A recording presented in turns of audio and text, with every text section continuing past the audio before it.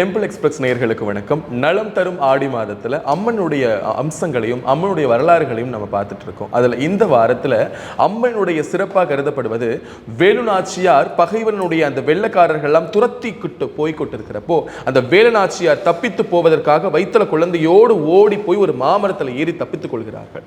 அப்படி பின்னாடியே வந்த வெள்ளக்காரன் அந்த வேலுநாச்சியார் துரத்திக்கிட்டு போகின்ற பொழுது அங்கு வேலை செய்யக்கூடிய ஒரு பெண்மணியை பார்த்து, ஏய் எங்க அந்த லேடி, அவளை பார்த்தியான்னு கேட்கிறான். உடனே அந்த அம்மா கை காலெல்லாம் பயந்து, அவளுக்கு தெரியும், இருந்தாலும் அவ எனக்கு தெரியாதுங்கயான்னு சொல்றா. தன்னுடைய கத்தி எடுத்து ஓங்கி அவளுடைய கையை வெட்டுகின்றான். அப்பையும் அவ சொல்லவே இல்லை. அவளுடைய காலை வெட்டுறான். அப்பையும் அவ சொல்லவே இல்லை. தன்னுடைய தலையையும் வெட்டி உடலுடைய ஒவ்வொரு பாகங்களையும் துண்டு துண்டு துண்டா வெட்டுறான். இவ்வளவு வழிகளையும் அந்த பொண்ணு பொறுத்துக்கிட்டு தன்னுடைய நாட்டு இளவரசியா, தன்னுடைய நாட்டினுடைய மகாராணியான அந்த வேலுநாச்சியாரை காட்டியே கொடுக்கல.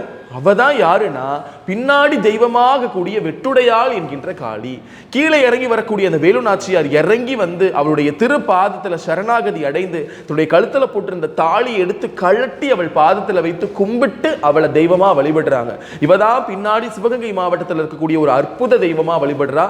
அவ பேர் தான் வெட்டுடையாள் காளி. யாருக்கெல்லாம் வீட்டுல நீண்ட காலமாக பிரச்சனை இருக்கின்றதோ அந்தவங்க சிவகங்கை மாவட்டத்தில் நீங்க இருக்கீங்கன்னா கண்டிப்பா இந்த வெட்டுடையாளை போய் பாருங்க. ஆடி மாதத்துல கண்டிப்பா உங்களுக்கு அவள் பல நன்மைகளையும் பல அருள்களையும் வழங்கி வருவாள்.